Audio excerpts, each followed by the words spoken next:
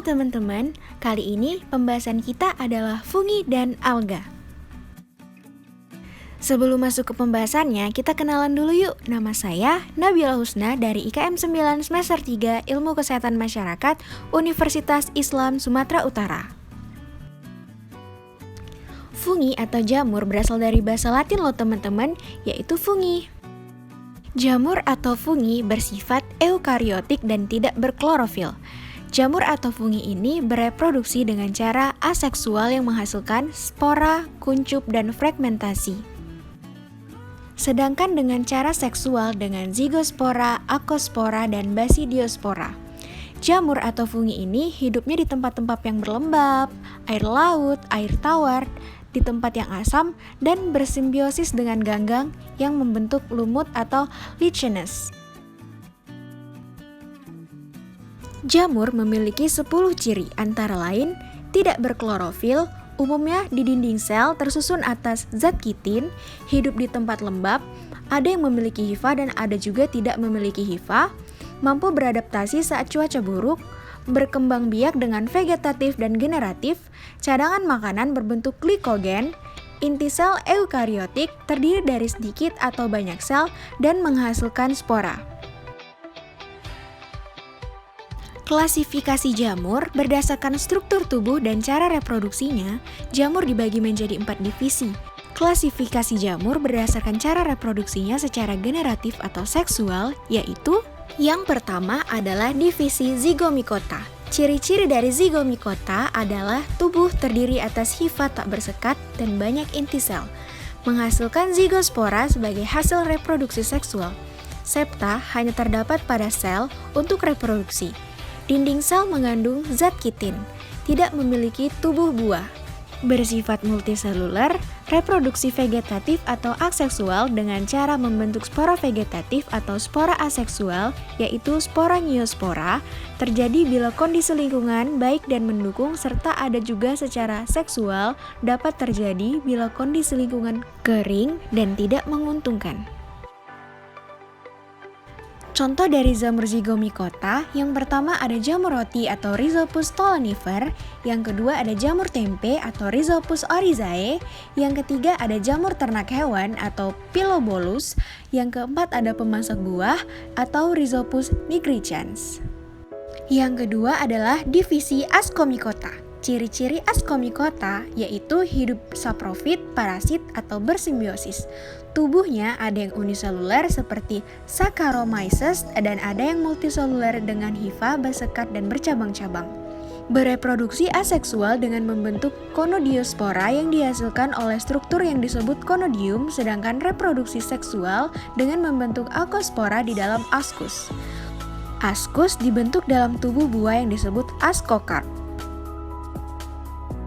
Beberapa contoh jamur Ascomycota, yang pertama adalah ragi atau Saccharomyces cerevisiae, yang kedua adalah jamur oncom atau Neurospora cytophylla, yang ketiga adalah Penicillium natum dan Penicillium chrysogenum, yang keempat adalah Aspergillus oryzae. Yang ketiga adalah divisi Basidimycota. Jamur ini mudah dikenal karena umumnya memiliki tubuh buah seperti payung. Walaupun sebagian jamur divisi ini dapat dikonsumsi, namun, ada beberapa jamur dapat pula mematikan loh. Contoh dari divisi Basidiomycota, yang pertama ada jamur kuping atau Auriculoria polytricha. Yang kedua ada jamur merang atau Valvirella volvacae. Yang ketiga ada Gonoderma dan yang keempat ada Amanita muscaria. Nah, teman-teman, jamur keempat ini adalah jamur beracun loh, jadi jangan dimakan ya. Nah, divisi yang terakhir ada divisi Deutermycota. Ciri-cirinya adalah berupa benang tunggal atau bercabang yang disebut dengan hifa. Kumpulan hifa disebut juga dengan mycelium. Mempunyai spora, memproduksi spora, tidak memiliki klorofil sehingga tidak dapat berfotosintesis, berkembang biak secara seksual dan aseksual, berfilamen, dan dinding sel mengandung kitin, glukan, selulosa, dan mannan. Contoh dari jamur Deuteromycota yang pertama adalah Aspergillus yang memiliki derajat keasaman dan gula tinggi. Yang kedua adalah Epidermophyton dan Mycosporium, yaitu parasit pada manusia. Dan yang ketiga adalah Fusarium. Struktur tubuh jamur. Tubuh jamur tersusun atas komponen dasar yang disebut hifa. Hifa membentuk jaringan yang disebut miselium. Miselium menyusun jalinan-jalinan semu membentuk tubuh buah. Hifa sendiri adalah struktur menyerupai benang yang tersusun dari dinding berbentuk pipa. Dinding ini menyelubungi membran plasma dan sitoplasma hifa. Sitoplasmanya mengandung organel eukariotik. Kebanyakan, hifa dibatasi oleh dinding melintang atau septa. Septa mempunyai pori besar yang cukup untuk dilewati ribosom, mitokondria, dan kadangkala inti sel yang mengalir dari sel ke sel. Akan tetapi, ada pula hifa yang tidak bersepta atau hifa senosotik. Struktur hifa senositik dihasilkan oleh pembelahan inti sel berkali-kali yang tidak diikuti dengan pembelahan sitoplasma. Hifa pada jamur yang bersifat parasit biasanya mengalami modifikasi menjadi haustoria yang merupakan organ penyerap makanan dari substrat. Haustoria dapat menembus jaringan substrat. Manfaat jamur sebagai bahan makanan, sebagai obat-obatan, dan sebagai dekomposer.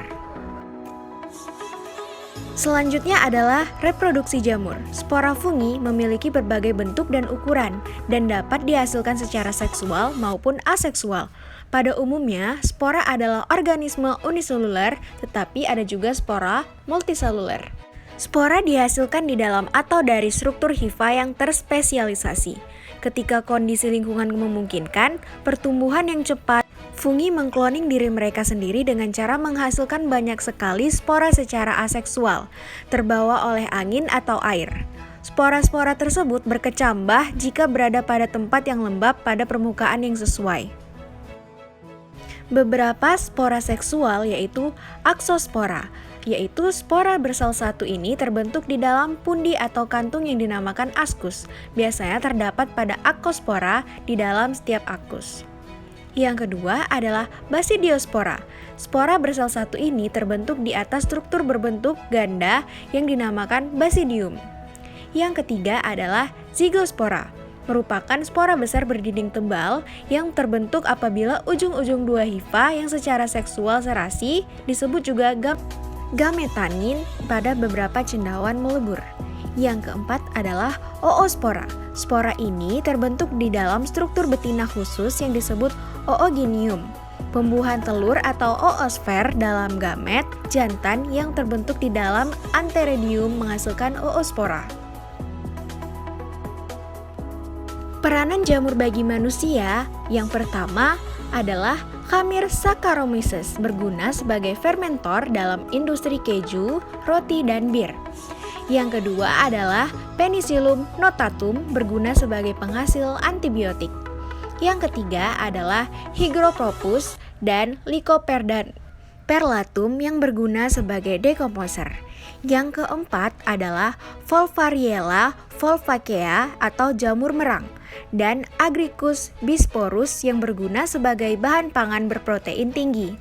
Yang kelima adalah Rhizopus dan Mucor yang berguna dalam industri bahan makanan, yaitu dalam pembuatan tempe dan oncom. Kita tinggalkan tentang jamur, kita masuk tentang alga atau ganggang.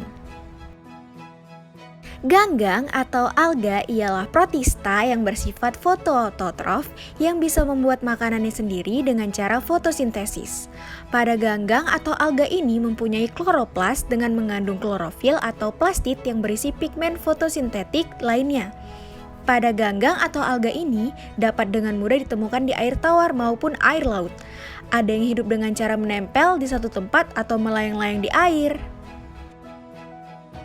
Alga adalah tumbuhan non-vaskular yang memiliki bentuk tali yang beragam, uniseluler ataupun multiseluler, dan berpigmen fotosintetik. Alga bentik atau makroalga dapat hidup di perairan tawar dan laut. Makroalga adalah tumbuhan tidak berpembuluh yang tumbuh melekat pada substrat di dasar laut. Alga atau ganggang mempunyai 3 macam pigmen nih teman-teman, apa aja ya? Alga atau ganggang mempunyai 3 macam pigmen fotosintetik, yaitu klorofil, karotenoid, dan phycobilin. Ketiganya terdapat dalam kloroplas. Sebagai hasil fotosintetiknya, algae menyimpan berbagai produk makanan cadangan sebagai granul atau globul dalam sel-selnya. Ganggang hijau menyimpan pati seperti yang terdapat pada tumbuhan. Algae lain dapat menyimpan macam-macam karbohidrat berupa algae menyimpan minyak ataupun lemak. Pada tumbuhan ganggang terdapat zat warna atau pigmen yaitu vicocyanin berwarna biru, klorofil berwarna hijau, vicosantin warna perang atau coklat, phycoerythrin warna merah, karoten warna keemasan, dan xanthophyll warna kuning. Alga atau ganggang terbagi menjadi beberapa kelas. Yang pertama adalah cyanophyta atau ganggang biru, masih prokaryotik. Dan yang kedua, chlorophyta, ganggang hijau. Yang ketiga, chrysophyta, ganggang keemasan. Phaeophyta, ganggang coklat atau perang. Dan yang kelima, rhodophyta, ganggang merah. Kita akan membahas yang pertama, yaitu ganggang hijau biru atau cyanophyta. Banyak ditemukan di perairan tanah yang lembab, permukaan dinding tembok, pot batu, karang yang lembab. Bahkan ditemukan pula di tempat yang kurang menguntungkan lingkungannya. Beberapa jenisnya dijumpai pada sumber air panas seperti mata air panas Yellowstone Park di Amerika. Cara perkembangbiakan ganggang hijau biru dilakukan dengan 3 cara, yaitu pembelahan sel, fragmentasi, dan spora. Yang kedua ada ganggang hijau atau chlorophyta. Banyak ditemukan di air tawar, air laut, tanah-tanah yang basah, ada pula yang hidup di tempat-tempat kering. Kelompok ganggang hijau yang berkembang biak secara vegetatif atau aseksual yaitu pembelahan sel, fragmentasi, pemisahan koloni, dan pembentukan spora. Sementara, perkembangbiakan secara generatif atau seksual yaitu isogami, anisogami, dan oogami. Yang ketiga, ada ganggang coklat atau perang yaitu Phaeophyta. Banyak terdapat di daerah yang beriklim dingin. Alga ini banyak mendominasi bagian lateral daerah Arktik dan Antartik. Walaupun demikian, ada juga jenis-jenis lainnya yang hidup di daerah tropik dan subtropik. Sebagian besar dari Phaeophycae hidup melekat pada substrat karang dan lainnya. Beberapa di antaranya hidup sebagai epifit. Ganggang coklat ini terjadi secara aseksual dengan pembentukan zoospore, bulb flega, dan fragmentasi. Sedangkan reproduksi seksual terjadi secara ogami dan isogami.